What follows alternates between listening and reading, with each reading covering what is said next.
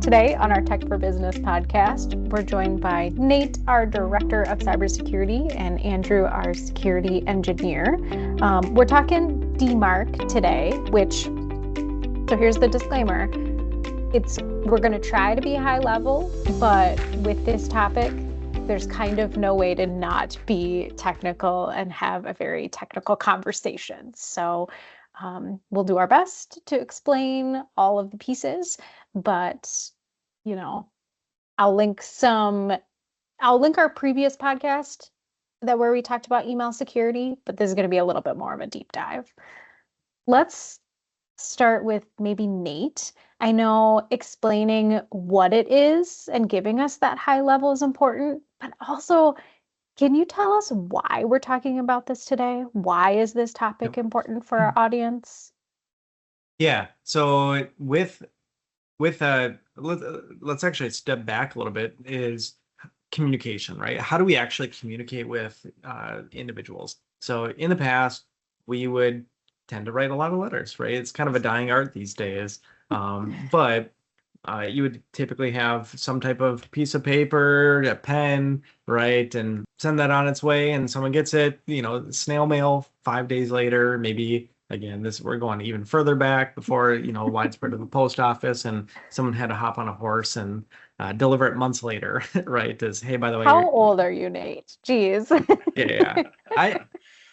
I remember history, but I rarely write letters these days. Yes. But with that though, right, is if you wanted to send it and you didn't want anyone just casually reading it, typically what you did is you take your piece of paper that's in front of you and you put it into an envelope, you lick the stamp or peel the strip or whatever, right? And then write your name, who it's going to. If you feel creative and fancy, you stick a little wax stamp on it. But every letter comes with the basics, right? You have Dear So-and-so on the letter body. You write out the email. You always sign it with your name at the end. You fold that up, stick it in the envelope. You have the name and address that you're sending it from in the middle, who it's going to, and then there's the post stamp that goes on the top right? Email is similar, right? We didn't reinvent the wheel of how to communicate. We just made it into an electronic form. So in email, we still have things like the envelope and the message body. And then we have other components that we'll get to in a little bit, talking about the different mechanisms to validate who sent the message and is it intended for the person it's going to. But the importance of this is that we're talking about DMARC because there is so much spam out on the internet, and they are always trying to elicit some type of reaction, and so there's other podcasts we've done in the past that talk a little bit more about the psychology of how to, phish you and everything like that. But what they're trying to do is they're either trying to impersonate someone to make it look like it's coming from someone else. And then what we're trying to do is combat that today. And that's kind of where DMARC starts to come into play. So we are putting these security mechanisms in play to validate that the communication between individuals is legitimate and it's intended for the proper audience. So that's kind of a high level overview. I know that there are kind of different components, and we've got a little bit of like an alphabet soup about how it all works. I don't know if Andrew, maybe as our, technical security engineer here, if you want to go into a little detail about that and how it kind of works. Yeah, absolutely. And that's absolutely right, as it is an alphabet soup of analogies and, characters and things like that. I will keep it at the alphabet soup. I won't dive into the technical name for them to keep it high level. But using Nate's analogy with the letter, right? You have your envelope, you have the to, the from, with the stamp, you have your signature on the inside, you sealed it by licking it or, putting a wax stamp on it. Those things are what we are using to protect the communication. So there's 3 steps, 3 things you can do to protect the mail validity. SPF is the first step, DKIM is the second step, and then DMARC is that third step. So starting back at SPF, the analogy for that would be like the stamp on the envelope, right? You stamp the letter, you give it to the post office. The post office actually voids the stamp, so you can't reuse it, but they void it before sending it off to John Doe. John Doe can then look at that stamp and say, yes, that came from the Minneapolis post office. I know that Ariel always sends me letters from the Minneapolis post office. I will trust that. That's how SPF's working.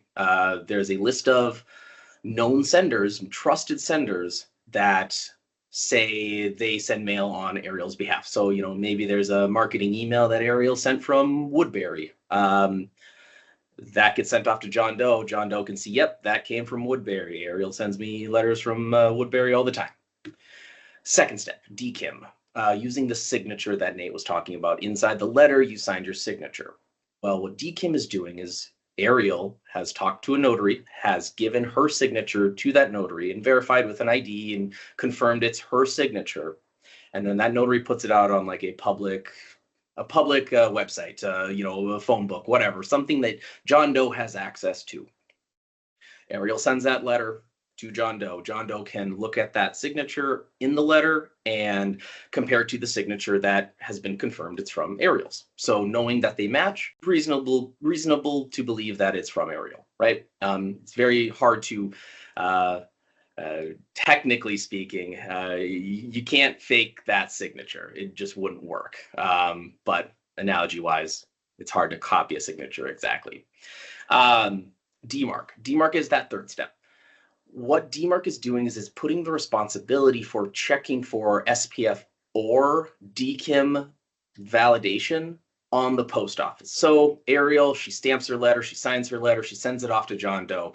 John Doe's post office will look at that and say, yeah, that came from Minneapolis, and yeah, that has her signature. I will deliver it to John Doe.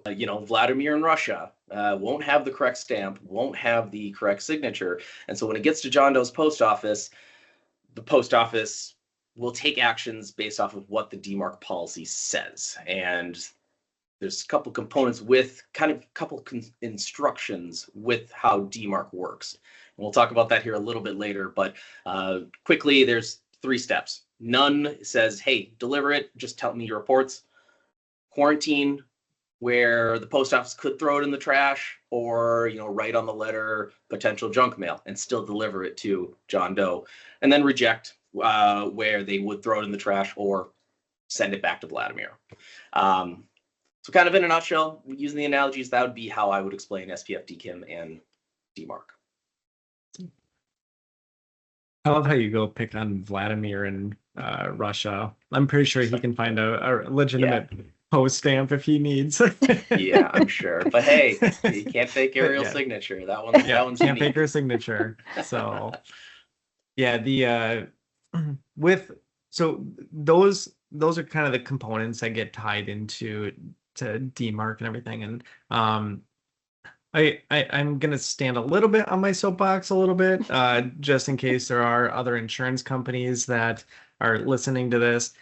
One of the common insurance questions that you'll see on your insurance renewals is, have you implemented things like SPF to combat spoofing? SPF does nothing to combat spoofing, right? It is only a list of servers that are authorized to send mail on your behalf. What the recipient of that email does with it is up to them.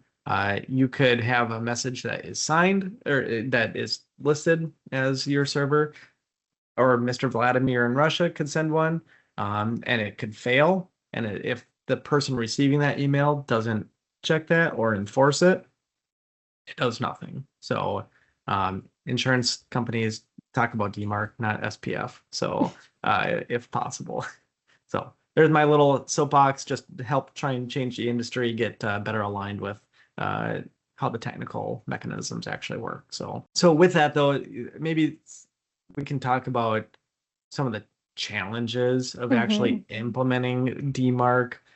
So DMARC, again, it's a complicated thing, right? For the most part, right? I think maybe I'll start with the challenges culturally or emotionally when it comes to emails.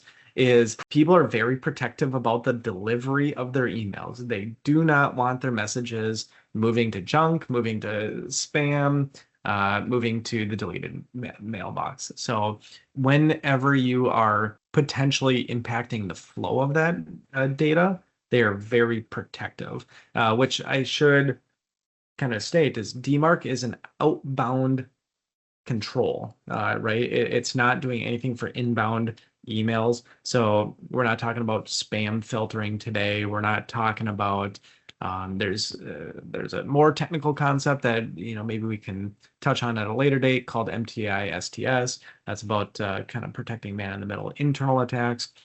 It's all outbound. So that's kind of where getting to the culture and everything and just the emotional reaction to a message moved to junk is very important, and why we'll talk about some of the considerations when putting DMARC into play. But one of the big challenges is knowing what's sending mail on your behalf. Oftentimes people don't know everything that's sending mail on their behalf. I'll just go pick on our marketing team. They love using new tools. Yep. They love using new tools and saying, we'll just send this out as CIT. Unless they tell us moving forward, those messages will all get rejected. So, Shirk, I think you had something that you wanted to say as well. Yeah, no, it's exactly that. And I wasn't going to pick on Ariel and our marketing team. I was just going to say marketing teams going rogue, for an example, because they love sending mass mail, because that's their job. It's just to get that business, get those people talking. A common one is some person signs up for a service and starts sending mass mail. Well, if you have DMARC implemented correctly, IT will have that control in place to prevent that from successfully delivering. Now, it's a legitimate from a entity that you work with, but same thing can apply for a hacker or somebody trying to spam or spoof your domain. If you can't tell, building bridges between departments is going to be a big thing. We love our marketing team. Hopefully we treat them well enough that they want to keep working with us, but here we are joking with each other. So I hope that's at least an indication of we've built those bridges. They know to collaborate with us and we'll collaborate with them. So that's a big one, is knowing all the emails and like what's sending mail on your behalf. And then the other one is going to be the monitoring of it. So, as I had mentioned that when we're sending out mail, we're trying to now restrict it a little bit to say if it's not legitimate or not properly authorized, either move it to junk, delete it altogether. How do you know what the impact's going to be? Right. And so that's kind of where we can start talking about a little bit of the, the mechanisms for that as well. There are tools out there. So at CIT, we use a solution called Easy DMARC. It's a great partner of ours. So whenever you send mail out, the recipient servers, so if I send a message to you, your email server sends it back and says, hey, by the way, here's where it originated from, did it pass the SPF, DChem, and DMARC? And then if so, if it's configured to do so, it'll send a report back to my email server or the email address that I've associated with, and then it sucks that data in, and then I can do with it whatever I please. Those reports are technical. They come in as XML files, if anyone's familiar with that, and you'll receive thousands and thousands and thousands of them. So how do you make sense of that data? You use a reporting engine to correlate that, build the graphs, give you the ability to search the data between those thousands of emails. That's one of the things that we have seen customers do kind of poorly in the past, is they just send it to some random mailbox and it's just a dumping ground of reports. So using the post office analogy from before to also simplify what Nate just said a little bit, it's like the post office is giving you a daily report delivered to your house that you can look at. Here are all of the locations where, or emails, or sorry, I should say letters, letters that I delivered around the world, and that looked like that came from you. Yeah. Yeah, I'm going a little rogue here because what comes to mind for me is, and we can talk about implementation and what that looks like, but once it is implemented, how much are you guys watching that? And do you have just a guy sitting there reading reports every day, or what does the lift on the back end sort of look like once you have it all implemented? And then we can kind of go back and talk about implementation. Yeah, if I may jump in. There's kind of two methods of thought. Is once it's set up, it is kind of a set it and forget it unless there is an issue. Or you can daily, weekly, monthly review them. The nice thing about using a third-party data aggregate like Easy DMARC is that I can look back historically between, October 2nd and October 7th. Salesperson A got a bounce back. Well, we can look at that mail item and say, yeah, you used this service. All right, let's go talk to this vendor because that's a new vendor that was just put in place. But it is, like I said, a set it and forget it. As long as there's no new third-party services getting set up, you're not changing mail platforms, things like that. You can just let it roll because it's doing its job. And if you notice a problem, you can look back historically. The nice thing is, like I said, though, is having that third-party data aggregate that you can do that very quickly instead of looking through the dumping ground of 1,000 different XML reports that are very difficult, not very human readable. For sure. I don't know if you want to talk a little bit about implementation, because yeah. Sorry, I might actually just jump on and give an example of the importance of continual monitoring. So I'm going to keep this one quite anonymous, but kind of putting into practice of what does this actually mean? What's the impact of not monitoring DMARC and the messages that are being rejected? So when you can configure DMARC. Again, you can configure it to just start rejecting and never receive, reports or never monitor it. That's totally, I'm going to say totally fine in quotations if you're just listening to this, because it'll work until it doesn't. And one of the examples is I know that there's a university in the US that was using a third-party vendor to send out student enrollment emails. So as new high school students or, non-traditional students were registering or, applying to the university, whenever they're accepted, an email goes out, says, hey, congrats, you've been accepted to this university. They usually follow up with paper copy as well. However, in one of these universities examples, the vendor switched IPs and did not tell the university. So all of a sudden, all these emails started going out. DMARC was configured to reject policies that are not on the authorized list. And so all those welcome emails, you've been accepted to this university, never went out. Paper copies still get delivered, but again, snail mail takes a little bit longer. So when a student doesn't hear back from a university, while another university is quickly sending out those acceptance emails, well, the student's going to go accept a different university and move on and pursue their higher education. That's lost revenue for a university, right? It could be millions of dollars because now you don't collect all that tuition money from that one student every single year. Now, bring that to scale. If an entire service goes down, that'll significantly impact the bottom line. Now, let's kind of take this into, private schools, right? Is if you're doing the same thing, you're doing collaboration with, maybe you have a big gala as a fundraising event. If you're in e-commerce or anything like that, where you're sending out lots of mail or mailing letters, chances are you probably already run into DMARC because Google and Yahoo kind of forced this on high volume senders back in February. We'll get to the rest of us in a little bit, but if you're sending out all that, again, your services, your mailing letters may not be delivered to the intended people. Maybe they're not buying your product anymore because you don't have things like DMARC implemented.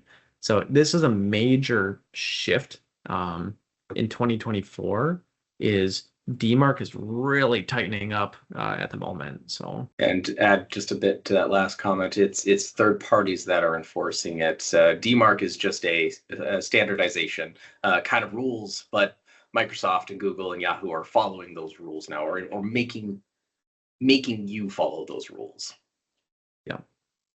Yeah. So I believe, if I remember correctly, it was over 5,000 messages. Yeah, 5,000 messages a day, I think, is what or 10,000, but yeah. Yeah, I think it was, if you send over 5,000 messages a day, you are kind of start running into your messages being sent to, the junk folders and everything like that.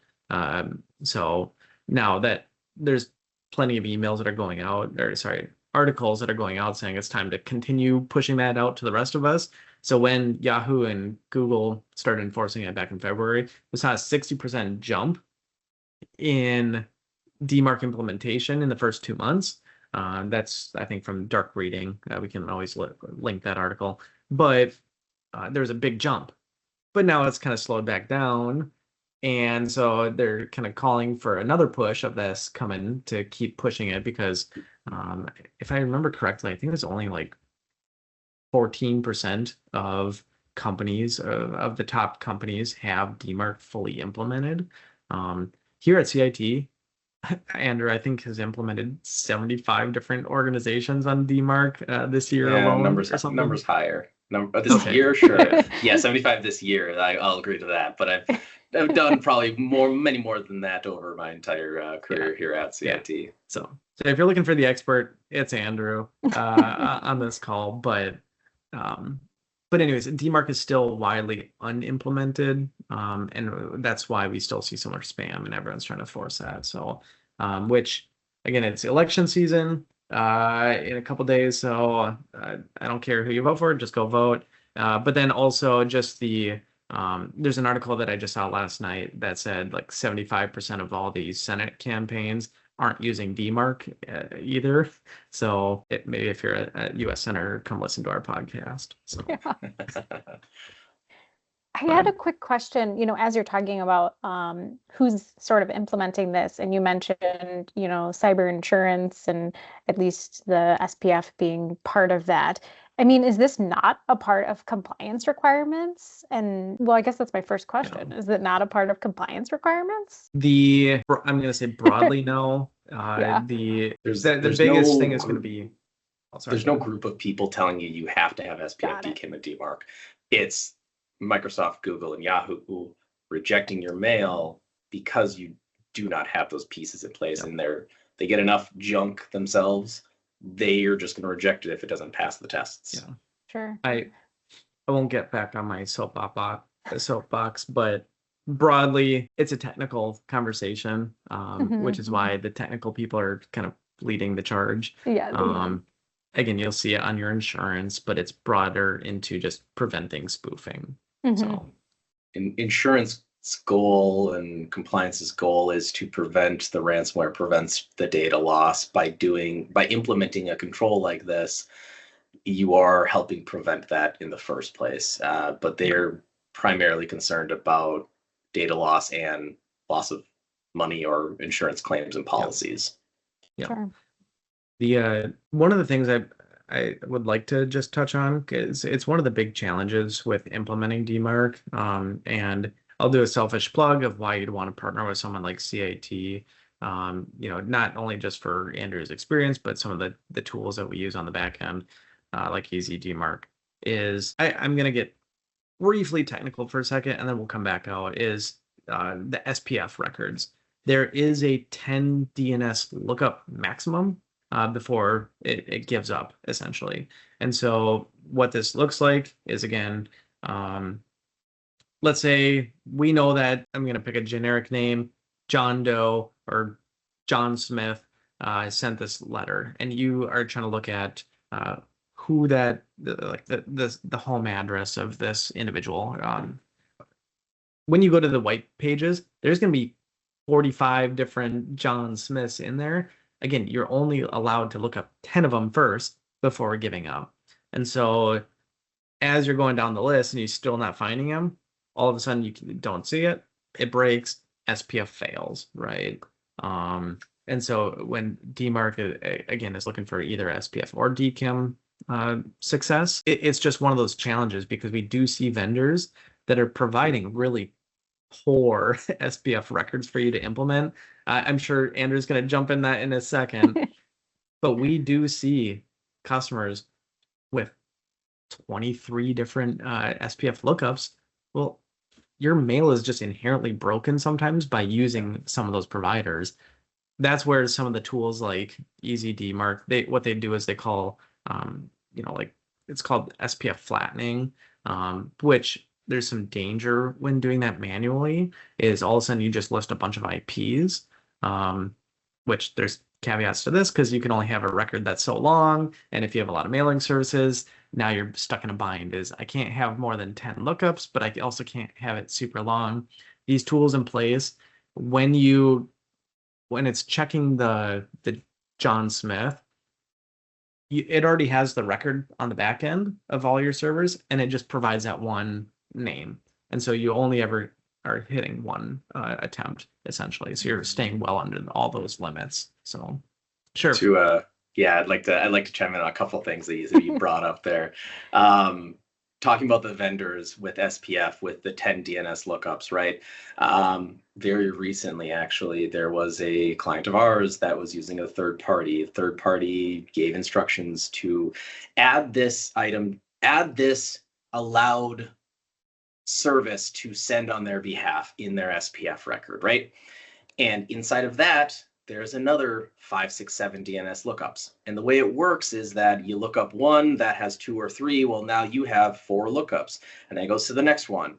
Now that one has 6 or 7, and that's counting. Oh, now you're at 12. Well, when you hit that 11th one, no matter where it is, if you say have vendor 1, vendor 2, and then Microsoft, that is your primary mail sending, right?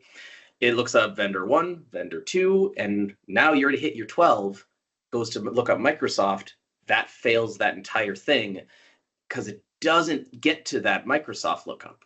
Now, Nate was talking about SPF flattening and kind of the tools with Easy DMARC. Easy DMARC calls it specifically Easy SPF. What we're doing with Easy SPF to get past that 10 record lookup is we add the list of 100, 200 DNS lookups in Easy DMARC. Or in Easy SPF, I guess. And mail service out on the internet says, hey, cit-net.com is SendGrid allowed to send as you. And Easy DMARC says, Easy SPF says, yeah, that's on my allowed list. He's kind of like the bouncer, right? He's checking his list. Yeah, all right, yep, SendGrid, it's on my list. Yeah, you're allowed to go in. Yeah, you're allowed to deliver. So that's how that's all working as kind of a technical higher level. Mm-hmm. Yeah. So we won't pick on specific vendor names, but if you're in the banking industry, come contact us for solutions like this, because chances are your core banking companies are having some really bad SPF records. The one I know you're talking about, I won't say by name, but they are consuming 80% of the 10 lookups. Just purely by them just existing. Oh. And so you get 2 extra. They're eating 80% of your pie. I like that. Well, as we kind of close out here, I want to give you guys an opportunity to share anything else we didn't cover, any other technical things, and then sort of if you are a IT admin or cybersecurity professional and you're sitting here saying, oh man, I need to get this set up because our marketing team is crazy. What would be kind of that first step for them? Yeah. And then anything Say else you're you'd not like to alone. share. Yeah. We're here. So send CIT an email, send the marketing team an email, and they'll get you in contact with us. No, one of the things I guess we didn't dive too deep on and kind of goes into what question you're posing there is kind of where to start. Where I would strongly recommend you start is with that DMARC step. DMARC has those 3 settings, right? None, quarantine, reject. What we want to do first is we want to set it to none, where it says, hey, world, you go ahead and deliver the mail that looks like it comes from me, but send me a report about it. Post office, give me daily reports. Gathering that data is the first step. I have never worked with a client that knows 100% of the mail that is third-party senders that are sending mail on their behalf. Without a doubt, there's always one random vendor app that the person forgot about. So setting that policy to none, where it says, hey, world, give me your reports. Microsoft, Google, Yahoo will send you reports on the daily. You can then figure out what vendors are using your domain. You have Microsoft and Google because you have Office 365 or G Suite.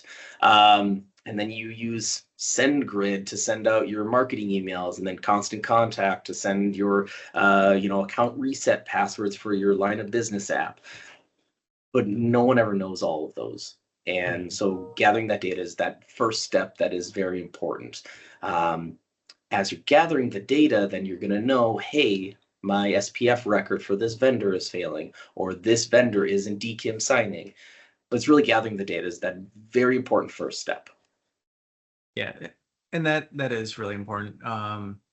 Here at CIT, we started locking down our internal, inbound emails as well, and we're catching customers that just have poorly configured SPF records or DKIM, right, for one reason or another, and their email coming into CIT is failing. So we're quarantining their messages, and then as we see those, proactively reaching out and trying to correct them, because if it failed to us, it's likely failing to your customers as well. And so that's one of the big things that we're working through. So again, how do you know whether or not you've been sending mail out for months that's technically broken? It's the monitoring. So Definitely. Well, that was very digestible. I feel like I learned a lot on this. So thank you both so much for joining us today. Thank you for joining us today. If you enjoyed this topic, please let us know.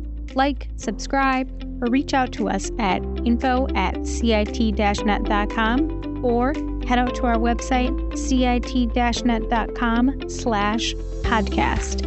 We'll be back next week with an all-new episode.